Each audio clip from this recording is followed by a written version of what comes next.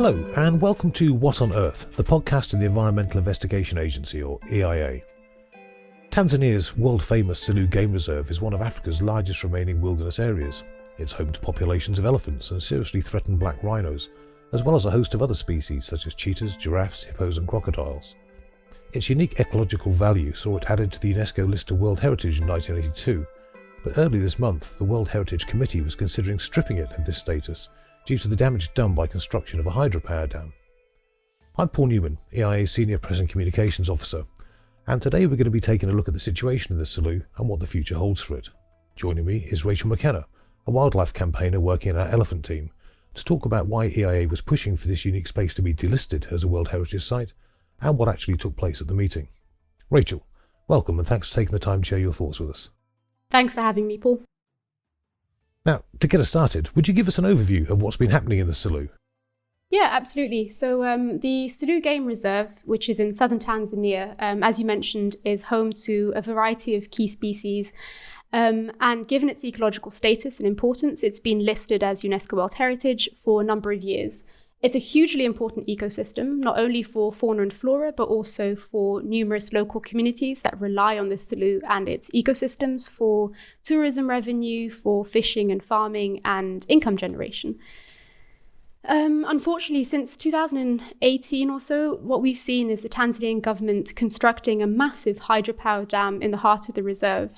And what is really concerning is that the government has chosen to do this not only in contravention of its obligations under UNESCO, under the World Heritage Convention, which prohibits the construction of large dams in World Heritage sites, but it's also chosen to do so with a blatant disregard for expert scientific evidence that shows the dam will have a real impact on the habitat and survival of different species.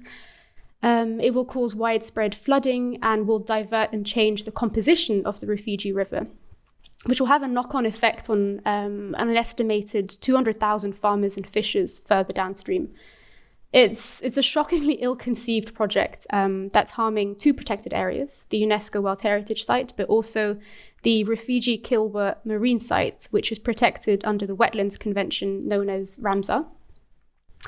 And I should also point out that usually prior to environmentally sensitive projects, stakeholders, so in this case the government, are required to undertake specific assessments to demonstrate that the project will not harm the environment and that they are ecologically safe and sustainable.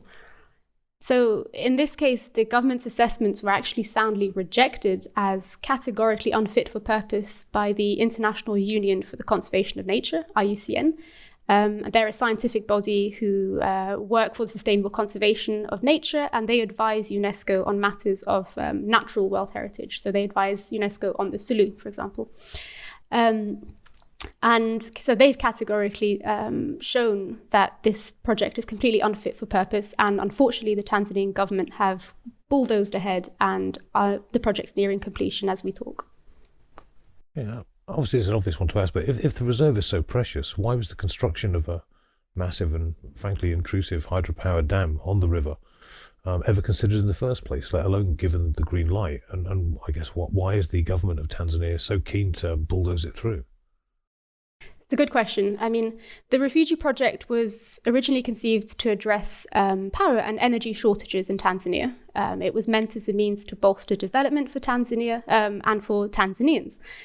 And I just want to make clear that EIA, during its campaign against the dam over the years, has never called into question Tanzania's sovereign right to pursue energy development.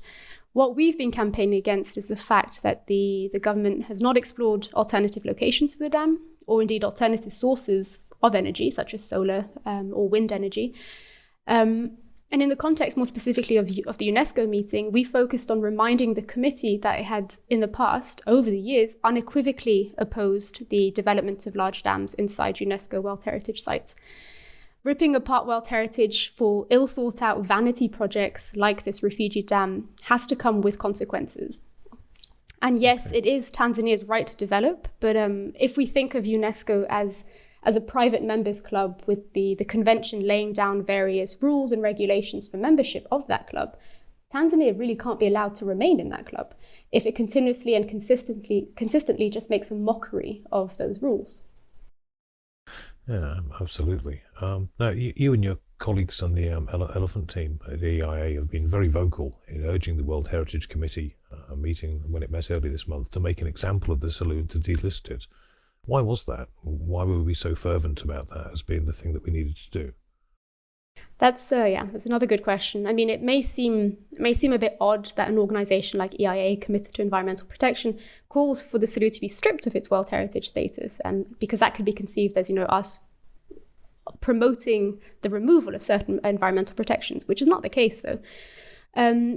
It really was a heartbreaking outcome to have to campaign for, but we've had to call for the Selous to be delisted after essentially years and years of inaction by the World Heritage Committee, who over the years have just merely expressed concern over the project, but have never actually shown any teeth or shown any force or power in holding Tanzania accountable for its actions in the Selous.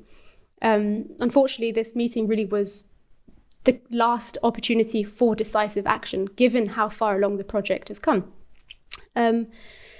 The reasons for designating the site as World Heritage have been destroyed due to the construction of the dam. There's no denying it. And we believe that keeping the site listed as World Heritage only serves to signal that, protected sites of environmental importance like the Selous are now open and legitimate areas for unsustainable exploitation.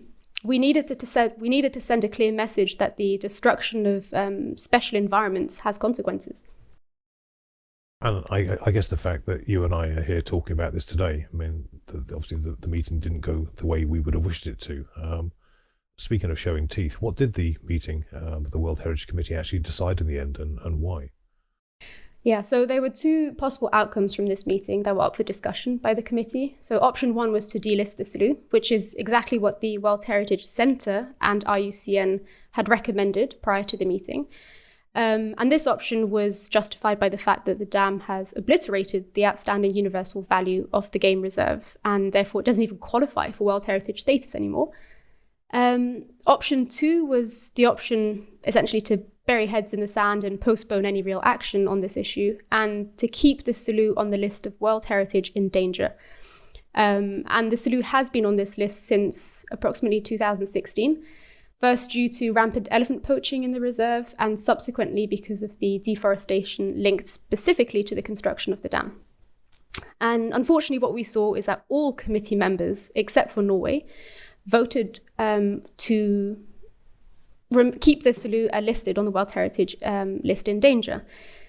So basically, what happened is we can say that nothing actually changed at the meeting, yet at the same time, the meeting changed everything. What I mean by this is that the status of the Selous under the convention stayed exactly the same, yet the message it imparted to the international society and to other ecologically important World Heritage sites is that a new precedent has now been set, and it's now open season for other UNESCO sites to be used as stomping grounds for unsustainable exploitation. Because essentially what the Selous outcome demonstrated is that actions that are deemed contrary to the convention just go unpunished. Okay, so obviously with the committee taking a wait-and-see approach, or rather a treading water and not ruffling anyone's feathers kind of approach and letting things carry on as they are, do you think that was a missed opportunity? Are we now going to see the possibility of other major World Heritage sites developing or seeing unsustainable development going ahead in them, and then looking back over their shoulder at this decision over the Selous and using that as justification? Absolutely. So I think I alluded to this in the previous question. The committee's approach was really a missed opportunity. It set a terrible precedent because delisting really would have been a clear opportunity to send an unambiguous message to Tanzania and to the international community, also including financial investors that are involved in unsustainable ventures, that that destroying UNESCO sites is unacceptable and it has consequences, and that those consequences are that these sites will no longer be considered World Heritage.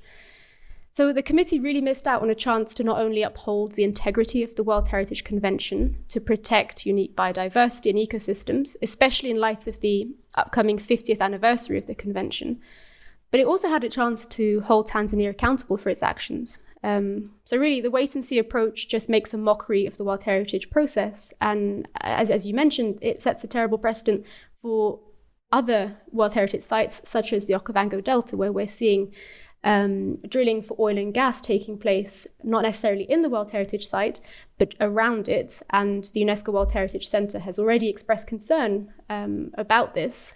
And in light of the Selous outcome, it's worrying. We don't know whether the committee further down the line will protect the environment. Yeah, I guess it's now they've made their own job, if you like, immeasurably harder, in that they now can't say we've got a straight policy and there's a line you can't cross, because they've just crossed it themselves or allowed it to be crossed. So they don't really have the position now where they can turn around and say no to anybody else doing anything similar, I guess. Exactly. They've weakened their position.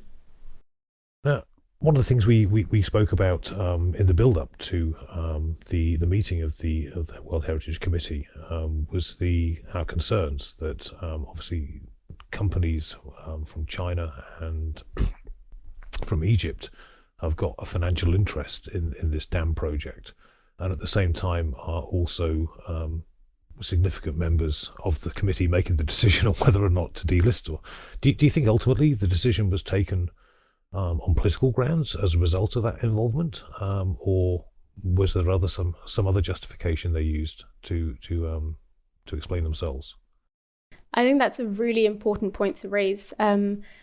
So this meeting, from the decisions made to the way civil society was treated, clearly indicated that politics had a role in the decision making. And as you mentioned, China and Egypt are committee members, and there were clear conflicts of interest there, given their commercial interests in the dam. But not only that, I mean, committee members, bar Norway, they failed to act on the best available scientific evidence on the Selous. And they went so far as to present misinformation and to attack IUCN and other experts that had raised concerns about the impacts of the project. This is unprecedented. It was a clear and unacceptable case of politics just trumping science, to the detriment of the environment, but also shared heritage. And equally concerning was that the chair only granted the floor to civil society, including us, including EIA, only once decisions had been voted on, only once, decisions were finalized.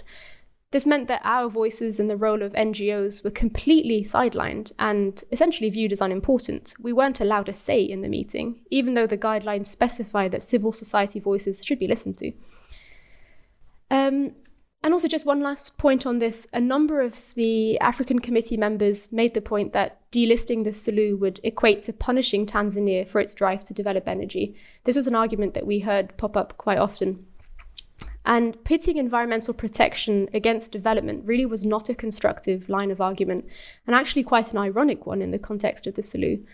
It's never been about preventing Tanzania from developing sources of energy. It's rather been about encouraging Tanzania to do so in a fair and sustainable way, in line with its commitments to international laws and frameworks.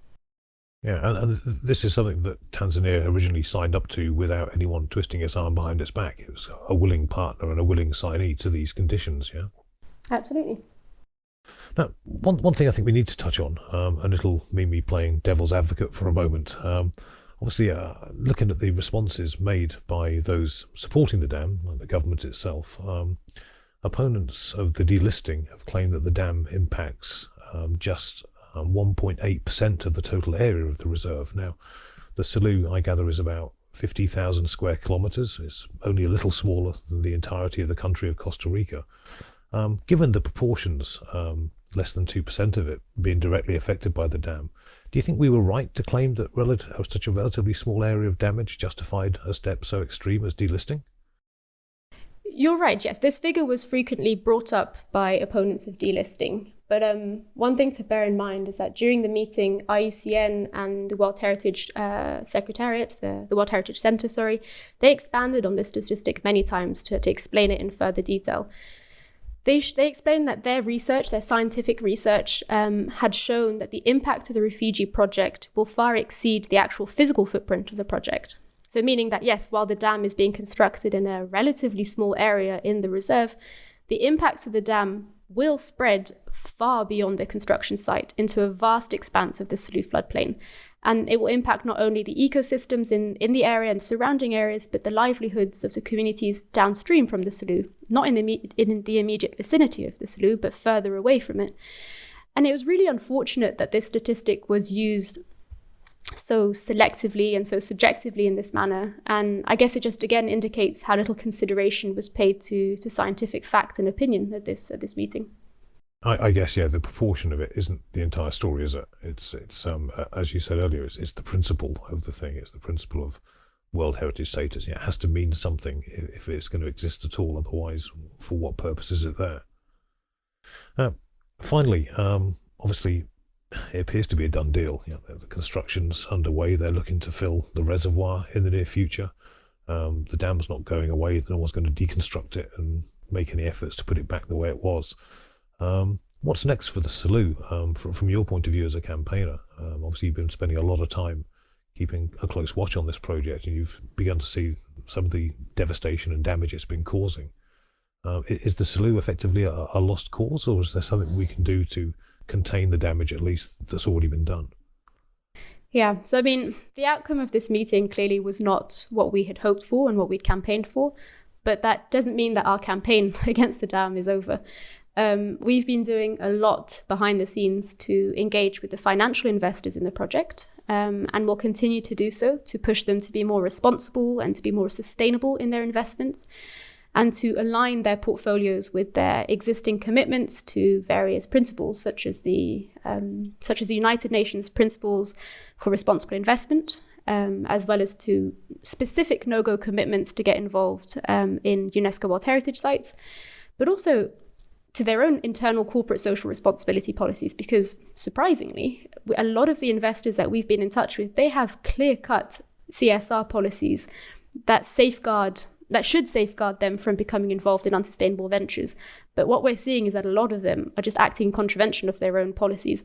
So there's a lot of work to be done, and this is an avenue that we'll be actively pursuing. There are lots of big names, big banks involved, and it's something that we will be actively looking at continuing our engagement with. But as for the UNESCO angle, we'll be keeping a close watch on whether or not Tanzania actually invites the long overdue UNESCO and IUCN monitoring mission to the game reserve. This monitoring mission was called for over a number of years now and has to be invited by the Tanzanian government to actually take place. And up until now, the government hasn't invited it. And this monitoring mission was again recalled at this UNESCO meeting that just took place. So we'll be keeping an eye to see if that actually goes ahead. And at the same time, we'll be monitoring to see what mitigating factors the government actually puts into place, given, as you say, the dam is, it's not going anywhere. It's nearly complete. The reservoir will be filled in November. So it's basically, a done deal. But we want to see if any mitigating factors will be put into place, and that's something we'll keep an eye on. Overall, we'll continue to hold the Tanzanian government accountable, including at the next UNESCO meeting. We'll be there. We'll be voicing our opposition to the project. But more broadly speaking, we'll continue to highlight the failures and all the missed opportunities of the international community to protect precious environments like the Selous.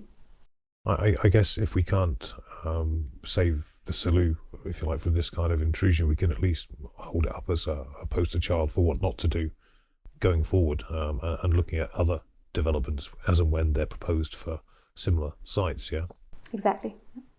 Okay, well, best of luck to you and your colleagues, and I hope you'll come back and chat with us about any further updates and let us know how the plans to engage with investors go. Yes. Rachel, thank you very much indeed for joining us today. If you've enjoyed listening to this podcast, please watch this space for future episodes. And do check out our website at eia-international.org to find out more about our work. Thank you for joining us, and wherever you are, stay safe out there.